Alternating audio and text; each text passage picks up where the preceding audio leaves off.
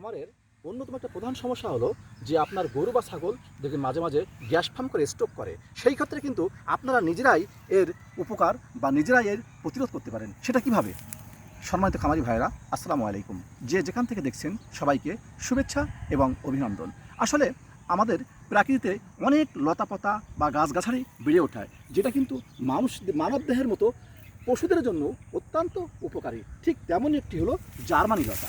এই যে জার্মানি লতা দেখছেন, এটা যেখানে সেখানে হয়ে ওঠে, বেড়ে ওঠে। আপনি দেখবেন যে পশু পাখি তাদের রোগ প্রতিরোধ ক্ষমতা নিজেরাই করে। এই জন্য কোনো জায়গায় যদি আপনি কোনো গরু বা ছাগল ছেড়ে দেন, তার যেটা প্রয়োজন সে সেখান থেকে কিন্তু খেয়ে আসে। কিন্তু আমরা যে কমার্শিয়ালি যে খামারগুলো করি, এগুলো তো বাঁধা থাকে, না খাবে কোত্থেকে? সেই ক্ষেত্রে আমাদের কিছু পদ্ধতি বা টেকনিক অ্যাপ্লাই করা উচিত এই সমস্ত সমস্যা থেকে পরিত্রাণ পাওয়ার জন্য। এই জার্মানি লতা যদি আপনি খাওয়ান, রেগুলার খাওয়ান বা সপ্তাহওয়ারি খাওয়ান, তাহলে দেখবেন যে আপনার গরুর যে ছাগলের পেট ফাঁপা বা পাতলা পায়খানা এই জাতীয় বা গ্যাসের সমস্যা, যেটা গ্যাস্ট্রিক যেটা বলে অম্ল, সেটা দারুণভাবে প্রতিরোধ করে। শুধু তাই না, এই লতার আরও অনেক গুণ আছে। যেমন এই লতা আপনার লিভার টনিক হিসেবে দারুণ কাজ করে।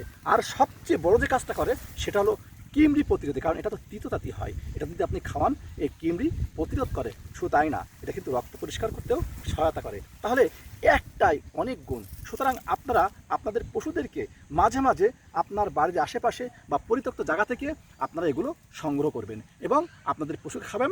দেখবেন আপনার ঔষধ খরচ অনেক কমে আসবে এবং আপনার পশুগুলো সুস্থ থাকবে। সর্বোপরি আমরা একটা সফল খামার হিসেবে নিজেদের আত্মপ্রকাশ করতে পারবো। আপনারা সবাই ভালো থাকবেন। এই পর্যন্তই। আসসালামু আলাইকুম রহমতুল্লাহ।